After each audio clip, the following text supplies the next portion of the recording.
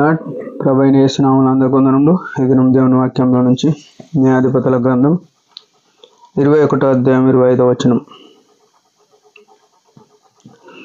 ఆ దినములలో ఇశ్రాయేలీయులకు రాజు లేడు, ప్రతి వాడును తన ఇష్టానుసారంగా ప్రవర్తించుచూ వచ్చాను.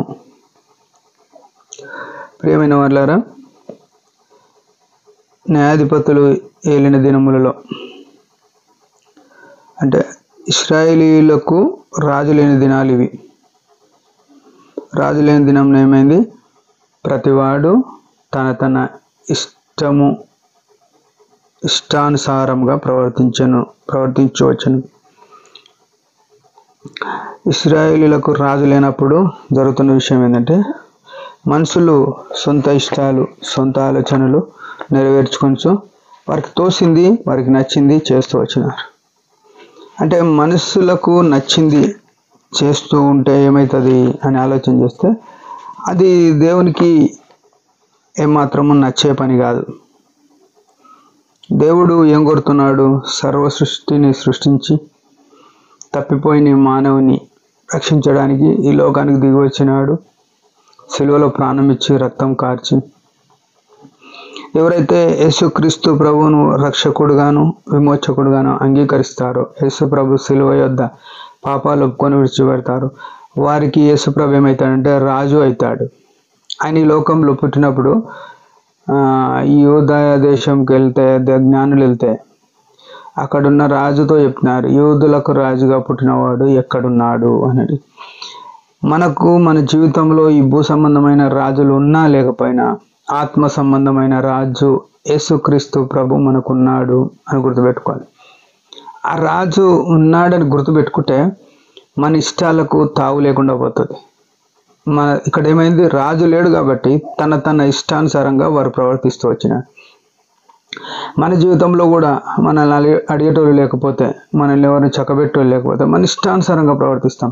అంటే ఒక వయసు వచ్చిన తర్వాత, ఒక వయసు వరకు తల్లిదండ్రులు, అన్నదమ్ములు కొన్ని సలహాలు, సూచనలు ఇస్తారు. ఒక వయసు దాటినాక ఎవరి మాట మనం, అది స్త్రీలైనా సరే పురుషులైనా సరే, ఒక వయసు వచ్చినాక ఎవరితో సంబంధమే లేదు, నా ఇష్టం అనేస్తాం. కానీ ఇక్కడ ప్రభు చెప్పేది ఏంటంటే, నేను రాజుగా ఉండాలి అని అన్నాడు. ఆయన రాజుగా ఈ లోకంలో పుట్టినాడు. ఆయన రక్తంతో కడగబడిన ప్రతి వారికి కూడా ఆయన రాజుగా ఉంటాడు. ఆయన రాజరికంలో ఉంటే ఏంటంటే ఆయన ఇష్టానుసారంగా నడవలసిన వారం అంటాం, ఆయన చిత్త ప్రకారం ప్రవర్తించవలసిన వారం అంటాం. చాలాసార్లు మనం చెప్తాం ఏమంటే నా ఇష్టం అంటే చెప్తాం. అపోస్తల కార్యంలో ఉంటుంది ఒక మాట, 16వ అధ్యాయం 25. ధనవంతుడు అగ్నిలో యాతన పడుతుంటే అబ్రాహాం చెప్తాడు ఏమనంటే, కుమారుడా, జీవితకాలం అంతా నీకు ఇష్టం వచ్చినట్టు సుఖము అనుభవించినావు. ఈనాడు మనం కూడా చాలాసార్లు నా ఇష్టం అనేది మనం వాడుతుంటాం.